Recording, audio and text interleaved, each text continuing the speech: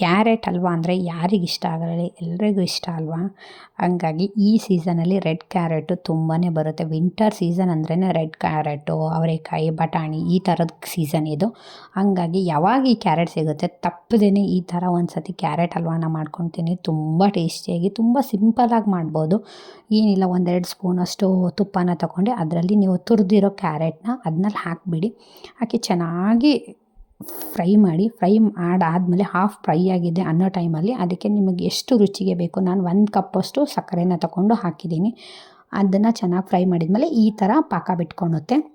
ಅದಕ್ಕೆ ನಿಮಗೆ ಯಾವ್ಯಾವ ಡ್ರೈ ಫ್ರೂಟ್ಸ್ ಇಷ್ಟ ಅದನ್ನೆಲ್ಲ ಡ್ರೈ ಫ್ರೂಟ್ಸ್ನ ಹಾಕ್ಬೋದು.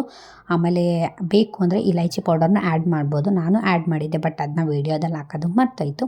ಡ್ರೈ ಫ್ರೂಟ್ಸ್ ನೋಡ್ಬೋದು, ನಿಮಗೆ ತುಪ್ಪದಲ್ಲಿ ಎಷ್ಟು ಡ್ರೈ ಫ್ರೂಟ್ಸ್ ಬೇಕೋ. ಮಕ್ಕಳಿಗೆ ಈ ಥರ ಹಲ್ವಾ ತಿನ್ನಿಸಿದ್ರೆ ಶುಗರು ಸ್ವಲ್ಪ ನೀವು ಕಡಿಮೆ ಇಟ್ಟರು ಪರವಾಗಿಲ್ಲ. ನಾವು ಇದರಲ್ಲಿ ಹಾಲು ಆ್ಯಡ್ ಮಾಡೋದ್ರಿಂದ ನಾವು ಬೆಲ್ಲ ಹಾಕಿದರೂ ನಡೆಯುತ್ತೆ, ಬಟ್ ಹಾಲು ಆ್ಯಡ್ ಮಾಡ್ತೀವಲ್ಲ, ಹಂಗಾಗಿ ಬೆಲ್ಲ ಹಾಕಲಿಲ್ಲ, ನಾನು ಶುಗರೇ ಆ್ಯಡ್ ಮಾಡಿದೆ.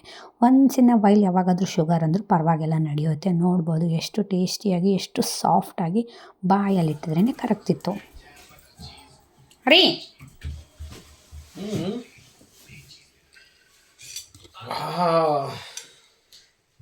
ಬಿಸಿ ಅದ ನೋಡತ್ತವಳು.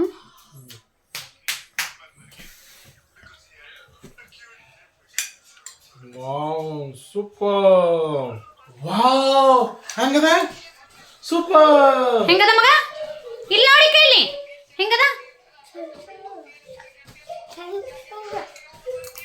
ಇಲ್ಲಿ ಮಟ್ಟ ವಿಡಿಯೋನ ನೋಡಿದ್ದೀರಂದರೆ ಸಬ್ಸ್ಕ್ರೈಬ್ ಮಾಡಿಬಿಟ್ಟೆ ಹೋಗಿ. Thank you for watching.